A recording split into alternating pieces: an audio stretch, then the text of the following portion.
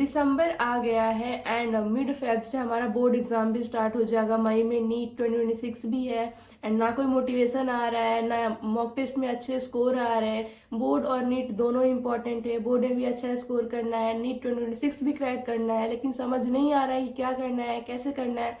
So hello everyone, this is Jyoti, welcome back to the channel. So आपके सारे problems को खत्म करने का टाइम आ गया है। आई नो कि बोर्ड और नीट साथ है, मैनेज करना बहुत टफ है, लेकिन अगर आप नीट 2026 क्रैक करना चाहते हो तो आपको अपना 100% देना ही होगा। डीमोटिवेट होके टाइम वेस्ट करने से बेटर है कि आप अभी से स्टार्ट करो, अपना 100% दो। जैसा बता रही हूँ बिल्कुल वैसा कर लो, अभी तो काफी है और बोर्ड में भी टाइम है 2 मंथ्स। सो इफ आपका बोर्ड एग्जाम जो है वो मिड फेब से स्टार्ट हो रहा है तो अभी आपके पास 2 मंथ्स है। देखो यार, जो नीट और बोर्ड का सिलेबस है ना वो ऑलमोस्ट सेम है, मतलब फिजिक्स, केमिस्ट्री और बायोलॉजी तो सेम ही है।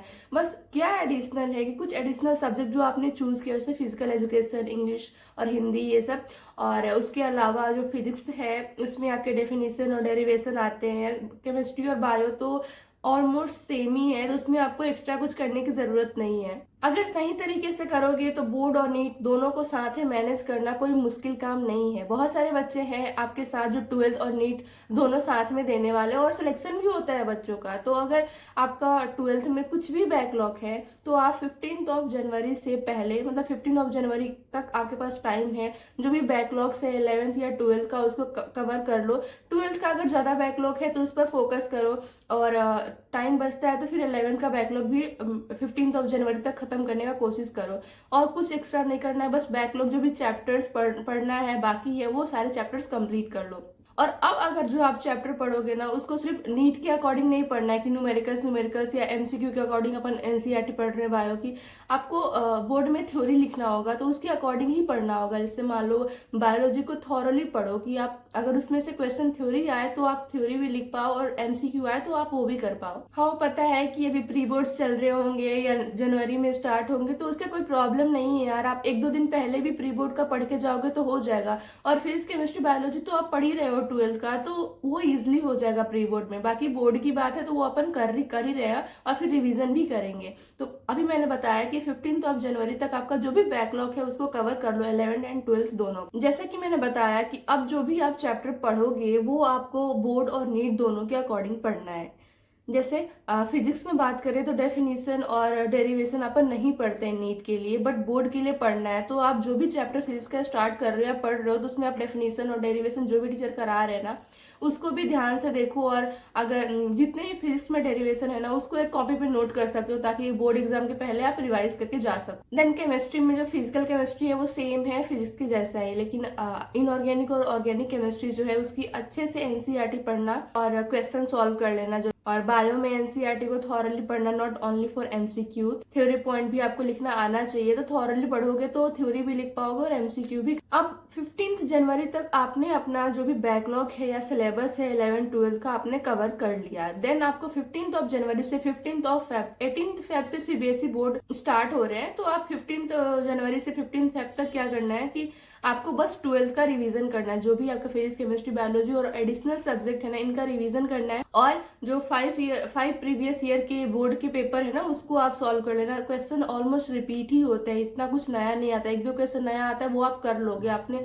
नीट लेवल का पढ़ रहे हो यार आप, तो मतलब थोड़ा बहुत तो लिख ही पाओगे कि अगर कुछ एक्स्ट्रा आ गया तो आप लिख सकते। एडिशनल सब्जेक्ट में आप जैसे इंग्लिश है तो उसकी समरी देख लो, और समरी से तो अपन लिख सकते हैं। एंड सपोज आपका जो बोर्ड एग्जाम है वो मार्च एंड में खत्म हो रहा है, तो सिर्फ आपके पास 1 महीना ही रहेगा नीट एग्जाम के लिए। तो आपको स्ट्रेस नहीं लेना है, ना डीमोटिवेट होना है। खुद के अंदर मोटिवेशन लाओ यार कि बस 1 महीना और फिर तो अपन नीट एग्जाम हो जाएगा, फिर काउंसलिंग होगी, फिर अपन मेडिकल कॉलेज में होंगे। सिर्फ 1 महीना और ही पढ़ना है, तो पूरे मोटिवेशन के साथ, डेडिकेशन के साथ पढ़ाई करना स्टार्ट कर देना। और क्या पढ़ना है वो मैं अभी बता रही हूँ, क्योंकि अपन ने अभी अभी बोर्ड के लिए 12th पढ़ा था तो उसके रिवीजन में टाइम नहीं लगेगा या कम लगेगा, और 11th के रिवीजन में थोड़ा बहुत टाइम लग सकता है। तो आपको क्या करना है कि 11th का रिवीजन स्टार्ट करना है एंड 12th का भी पढ़ना है। मतलब 12th में आपको ज्यादा टाइम नहीं देना है रिवीजन करने में। आप अभी बोर्ड के लिए पढ़ के आए हो 12th, तो उसमें उतना टाइम वेस्ट मत करना, अपना 11th पर भी फोकस करना है। 11th और 12th दोनों आते हैं नीट में। आपको क्या करना है कि 20 अप्रैल तक आपको 11th और 12th दोनों का रिवीजन कंप्लीट कर लेना। मेन फोकस अपना है 11th के रिवीजन पर।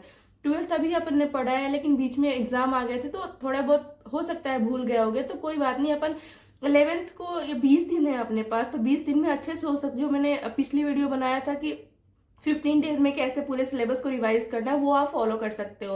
आपका 20 अप्रैल तक क्या हुआ, 11th और 12th दोनों का रिवीजन खत्म हो गया। आप बीच में कोई भी संडे आता है तो उस दिन मॉक टेस्ट दे सकते हो। देन आपको 21 अप्रैल से 31 अप्रैल तक सिर्फ मॉक टेस्ट देने हैं, उसकी प्रॉपर एनालिसिस करनी है। जो भी मिस्टेक आप मॉक टेस्ट में कर रहे हो उस सारी की अच्छे से एनालिसिस करनी है और मिस्टेक नोटबुक में लिखना है कि आपने कौन कौन से मिस्टेक करी है। अगर कोई कॉन्सेप्चुअल मिस्टेक है तो उस मिस्टेक को सुधारो, कैसे सुधारो, ये कॉन्सेप्ट जो भी वीक है उसको जाके अच्छे से पढ़ो। 21 और 31 अप्रैल के बीच में आपको फुल सिलेबस मॉक टेस्ट और नीट के प्रीवियस ईयर का पेपर 5-10 ईयर का कर सकते हो। देन बाकी के जो दिन बचेंगे अपने पास 31 अप्रैल के बाद, उसमें आपको सिर्फ मिस्टेक नोटबुक पढ़नी है। और अगर आप पेज पलट के बस बायो की एनसीईआरटी देखनी है तो देख सकते हो कि कुछ पॉइंट भूल तो नहीं रहे हो। तो एक बार गो थ्रू हो जाना सारे चैप्टर से, यार टाइम नहीं, 1-2 दिन में ऐसे बस पेज पलट के देख लेना कि क्या क्या था, कैसे कैसे करना है। और शॉर्ट नोट पढ़ सकते हो फिजिक्स का, फॉर्मूलाज वगैरह, या तो मिस्टेक नोटबुक पढ़ सकते हो। बस इतना ही करना है, इससे एक्स्ट्रा कुछ नहीं करना, आपको सब याद आ जाएगा नीट में।